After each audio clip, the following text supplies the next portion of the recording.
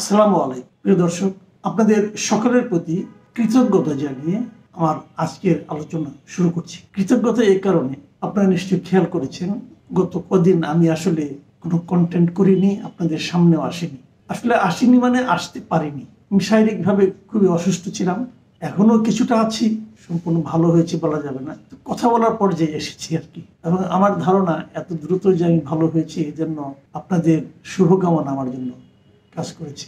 যাই হোক, নিজের প্রসঙ্গে আর না বলি বেশি। সবাই নিশ্চয়ই আমার জন্য দোয়া করেছেন, এই জন্য সবার প্রতি আমার কৃতজ্ঞতা। আজকে ছোট একটা বিষয় নিয়ে অল্প কথা বলবো। আজকে শরীরটা এমনিতেও অতটা শক্তি পাচ্ছি না আর কি। যে কথাটি বলবো এটা আজকে গত দুদিন ধরে দেখছিলাম, সাবেক সিইসি কে নুরুল হুদা, তাকে যে ধরা হলো এবং জনগণ কিছু লোক তাকে ধরলেন, ধরে তাকে গলায় জুতার মালা পরালেন। একজন দেখলাম বেশ উল্লাসের সঙ্গে গালে জুতো দিয়ে বাড়িয়েও দিলেন, পাশে পুলিশও ছিল। তারপর তাকে নিয়ে আসা। স্বরাষ্ট্র উপদেষ্টা বললেন মব জাস্টিস ঠিক না। সরকারের পক্ষ থেকে বিবৃতি এলো মব ভায়োলেন্স বরদাস্ত করা হবে না, কিন্তু ওনাকে ধরা হলো। এখানে না কয়েকটা জিনিস আমার খুব মনে পড়ে, আপনাদের মনে আছে কিনা জানি না। আমি নিজেও এই ধরনের একবার মন্তব্য করেছিলাম, এটা নিয়ে অনেকে আমাকে বেশ সমালোচনাও করেছিল। আমি এটা কেন বললাম, আপনাদের মনে আছে যখন এই সরকার পতন হাসিনা সরকারের পতনের পর কিছুদিনের মধ্যেই যখন সর্বপ্রথম তৎকালীন আইনমন্ত্রী আনিসুল হক এবং সালমান এফ রহমানকে সদরঘাট থেকে ধরা হলো লুঙ্গি পরিহিত অবস্থায়, তখন তাৎক্ষণিকভাবে আমি একটা মন্তব্য করেছিলাম যে ওনাদেরকে ধরেছে ভালো হয়েছে, কিন্তু আমি খুশি হতাম যদি ওখানে দাঁড়িয়ে থাকে, ওখানে আশেপাশে থাকা জনগণ যদি তাকে 2-4টা চট্টপর মার। তখন আমি যে কথাটা বলেছিলাম সেটা হলো ক্রোধে রাগের মাথায় বলেছিলাম। আমার কাছে মনে হয়েছিল এদেরকে জেলে নিয়ে গেলে না এরা এটাকে ঝুলিয়ে দেয়, এদের আর তেমন সাজাটা হয় না, একটা সামাজিক বেজ্জতি হওয়া দরকার এই লোকগুলো। এটা তখন আমি বলেছিলাম, এই জিনিসটা আমি অস্বীকার করবো না। এবং আমি এইটা বলে কখন মানুষ সেটাও বলি, যখন নাকি আইনের উপর বিচার ব্যবস্থার উপর মানুষের আস্থা কমে যায়, তখন মানুষ এটাই ভাবে যে নগদ কিছু দেওয়াটা বোধহয় যা দিবেন ওটুকুই লাভ। এই সমস্ত লোকের ক্ষেত্রে ওটা হয়তো ওই সময়ের জন্য প্রযোজ্য ছিল। আমি মনে করি ওই সময়টা ছিল একদম একটা তাৎক্ষণিক ক্রোধের মুহূর্ত ছিল, কিন্তু এরপর তো 10 মাস পার হয়ে গেছে না, এখন কিন্তু ওই বাস্তবতাটা নেই। ওই সময় যেটা স্বাভাবিক ছিল সেটা কিন্তু এখন করাটা অস্বাভাবিক। কারণ এখন দেশে একটা সরকার আছে, 10 মাস বয়সী একটা সরকার আছে। আমরা প্রত্যাশা করব যে সেই সরকারটা তো অবশ্যই এতদিনে একটা কন্ট্রোল নিয়ে আসতে পেরেছে, এখন কেন এটা চলবে? এবং আমরা গত 10 মাসে দেখেছি এই ধরনের মব ভায়োলেন্স অহরহ ঘটছে এবং কোনো মব ভায়োলেন্সের কোনো বিচার হচ্ছে না, কাউকে ধরা হচ্ছে না, কাউকে তাৎক্ষণিকভাবে বাধাগ্রস্ত করা হচ্ছে না, বাধাও দেওয়া হচ্ছে না, পুলিশের সামনে এগুলি ঘটছে। এগুলো আমরা দেখছি। কিছুদিন আগে আমরা দেখেছিলাম যে সেনাবাহিনীর পক্ষ থেকে বলা হয়েছিল যে কোনো ধরনের মব তারা সহ্য করবেন না, এই ধরনের মব ভায়োলেন্স তারা সহ্য করবেন না বলা হয়েছিল। এবং এবারে যে ঘটনাটা ঘটলো, আমরা দেখলাম যে একটা ভদ্রলোক দাঁড়িয়েওয়ালা ভদ্রলোক, তাকে যেভাবে গলার মধ্যে জুতো দিয়ে বাড়ি দিলেন, দৃশ্যটা দেখতে আমার ভালো লাগেনি। কিন্তু আমি আবার দেখেছি এই দৃশ্যটা দেখে অনেককে আমি পত্রিকাতে, যে পত্রিকায় নিউজটা উঠেছে সেই পত্রিকার নিচের দিকে যে কমেন্ট, সেখানে আমি অনেকে দেখেছি, অনেকে আবার উল্লসিত হয়েছেন যে ওর জন্য এটা প্রাপ্য ছিল। প্রাপ্য কার জন্য কি ছিল সেটা তো অবশ্যই আপনি বলতে পারেন, কিন্তু সেই প্রাপ্য আপনি কিন্তু তাকে চুকিয়ে দেওয়ার ক্ষমতা রাখি না। সেটা দিবে রাষ্ট্র, সেটা দিবে বিচার ব্যবস্থা। এই জায়গাটাতেই কিন্তু আমাদের পার্থক্যটা বুঝতে হবে। শাস্তি হতে পারে, আপনি তার জন্য চূড়ান্ত শাস্তি প্রার্থনা করতে পারেন, চূড়ান্ত শাস্তির জন্য সব কাজ করতে পারেন, কিন্তু আপনি শাস্তিটা দিতে পারেন না, এটাই হলো নিয়ম। এবং আমার কাছে যে জিনিসটা খুব খারাপ লেগেছে সেটা হলো যখন তার গালে জুতো মারা হচ্ছে, গলায় জুতার মালা পরানো হচ্ছে, তখন কিন্তু সেখানে পুলিশ ছিল এবং পুলিশ সেই লোকটাকে ফেরানোর কোনো বিন্দুমাত্র চেষ্টা করেনি। এই জায়গাটাতে আমার আপত্তি। তাহলে পুলিশের কাজটা কি? পুলিশের তো এটা কাজ, পুলিশ তাকে ফেরাবে। স্বরাষ্ট্র উপদেষ্টা দেখলাম উনি বলেছেন যে মব জাস্টিস করা চলবে না। স্বরাষ্ট্র উপদেষ্টা যদি মব জাস্টিস শব্দটা বলেন, মবের মধ্যে জাস্টিস কেমন করে হয়? মব লিঞ্চিং হতে পারে, মব ভায়োলেন্স হতে পারে, এখানে জাস্টিসটা কোথায়? আমাদের স্বরাষ্ট্র উপদেষ্টা উনি বুঝে বলুন, না বুঝে বলবেন আমি কি করে বলবো, উনি তো জ্ঞানী লোক, সর্বোচ্চ পদে ছিলেন, উনি কি করে এটা মব জাস্টিস বলেন আমি বুঝতে পারলাম না। যাই হোক, উনি বলেছেন নাকি বিচার হবে। যে পুলিশ ওখানে দাঁড়িয়েছিল তার কোনো বিচার হয়েছে কিনা আমি এখন জানি না।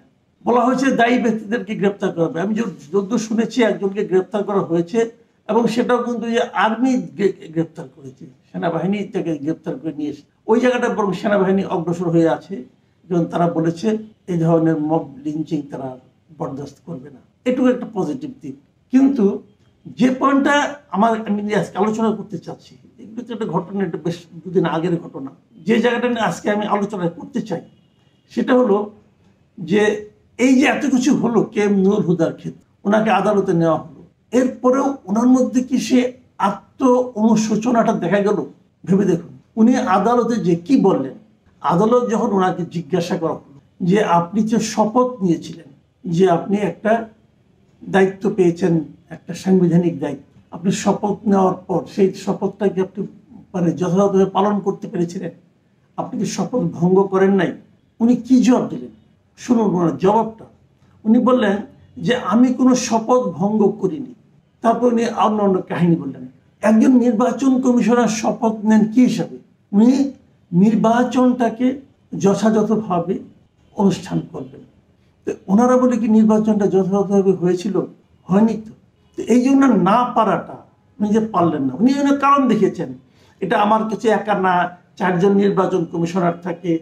তো উনি যখন 4 জন নির্বাচন কমিশনারের কথা বলেন, তখন এই KM নুরুল হুদা সাহেবের সঙ্গে তো আরেকজন নির্বাচন কমিশনার ছিলেন, যিনি মানে প্রতিনিয়ত বলে গেছেন যে এটা ঠিক হচ্ছে না, এটা ঠিক হচ্ছে না। তাকে বরং উনি ধমকাতেন। ওনার সিনিয়র ছিলেন, কিন্তু নুরুল হুদা সাহেবের চেয়ে উনি সিনিয়র ছিলেন, তাকে উনি ধমকাতেন। বিএনপি বন্ধু বলে তাকে এক ধরনের ট্যাগ লাগানো হতো না কি? তো উনি 4 জন নির্বাচন কমিশনারের কথা বললেন।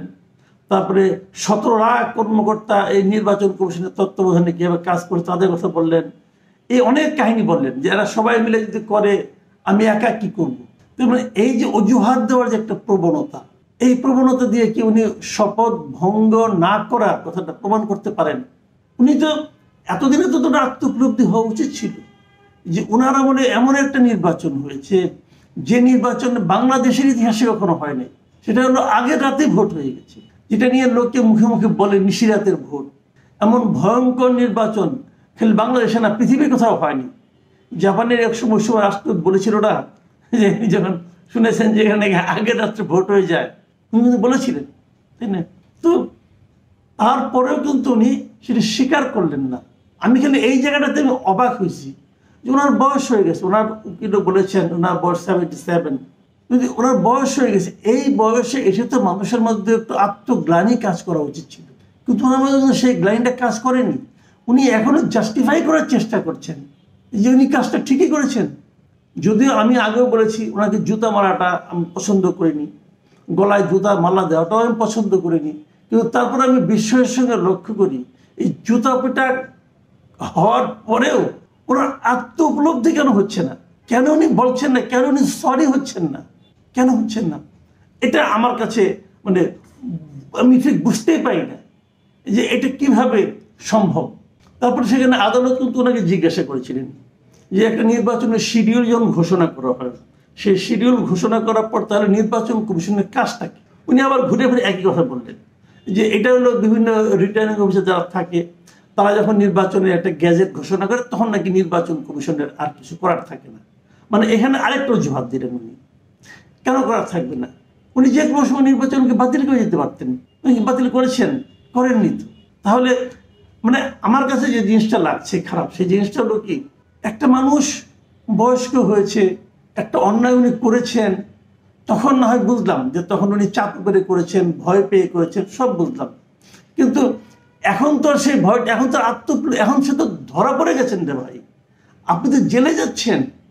তো আপনি এখন সত্য কথাটা বলেন, এই দেশের এই কোটি কোটি ভোটারের আপনি যে হৃদয়ে ভঙ্গ করেছেন, তাদের যে মানে প্রত্যাশাকে নষ্ট করে দিয়েছেন, তার জন্য আপনি কোনো দায় নেবেন না। আমি এই জিনিসটা কিছুতেই বুঝি না। ওনার পরে যে নির্বাচন কমিশনে এসেছিলেন হাবিবুল আওয়াল সাহেব, হাবিবুল আওয়াল সাহেব দায়িত্ব নেওয়ার পরে সাংবাদিকদের নিয়ে বসেছিলেন, একবার বিভিন্ন প্রফেশনাল লোকজন বসেছিলেন, সাংবাদিকদের ডেকেছিলেন। আমিও সেই সাংবাদিকদের ডাকে 2বার গিয়েছিলাম। তো আমি ওনাদেরকে একটা কথাই বলেছিলাম যে আপনারা দায়িত্ব পালন করার আগে একটু চিন্তা করে দেখেন যে আগের যারা ছিলেন তারা যা করেছেন যদি আপনারা সেই কাজই করেন তাহলে এই দায়িত্ব নিয়েন না। কারণ আগের যারা যে সমালোচিত হয়েছেন, আগের যারা মানুষের কাছে ঘৃণার পাত্র হয়েছেন, আপনারা সেই কাজ করেন না। আর যদি করেন তাহলে কি হবে? আপনাদের তো এই চাকরি আজীবন থাকবে না। এটা যখন শেষ হবে তখন আপনারা গেলে কিন্তু এই মাছের বাজারে গেলেও কিন্তু আপনারা মানুষের কাছে সম্মানটা পাবেন না। এবং দেখুন বাস্তবতা কিন্তু সেটাই হয়েছে। এখন ওনারা তো মাছের বাজারে যেতেও পারেন না। মানুষ আপনাদেরকে এখন ঘৃণা করে, অথচ এই ঘৃণাটুকু আপনারা কেন অর্জন করলেন? আমাদের এই হলো মানসিকতা। যারা এখন নির্বাচন কমিশনের দায়িত্বে আছেন তাদেরকেও আমরা বলবো একই কথা, যে আপনারা একটা বড় দায়িত্ব পেয়েছেন। যদি এই দায়িত্বটা ঠিকঠাক মতো পালন করতে না পারেন, দিন কিন্তু পাল্টে যায়, এক সময় দিন পাল্টে যায়, তখন কিন্তু আবার আপনাদের ওই একই পরিণতি হবে। আমি মনে করি এই দৃশ্যগুলো মানুষের হৃদয়ের মধ্যে তুলে রাখা উচিত, যে যখন ক্ষমতা চলে যায় তখন তাদের কী পরিণতি হয়, এবং এই পরিণতির দিকে তাকিয়ে যদি কখনো কেউ ক্ষমতায় যান তারা সেভাবে ক্ষমতা ব্যবহার করবেন। এটাই আপনাদের কাছে আমার প্রত্যাশা। ক্ষমতা মানুষকে আল্লাহ দেয় দেখার জন্য, পরীক্ষা করার জন্য, যে তোমাকে আমি ক্ষমতা দিলাম, তুমি এই ক্ষমতাটা কিভাবে প্রয়োগ করো। তুমি কি এটা তোমার জন্য প্রয়োগ করো, তুমি কি এটা তুমি একটা গোষ্ঠীর জন্য প্রয়োগ করো, নাকি তুমি এটা জনগণের জন্য প্রয়োগ করো। আল্লাহ টেস্ট করে।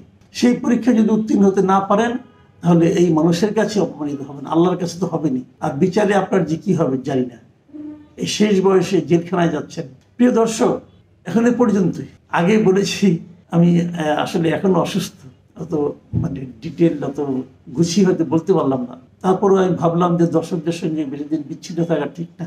ভালো থাকবেন আপনারা, আমার জন্য দোয়া করবেন। আল্লাহ হাফিজ।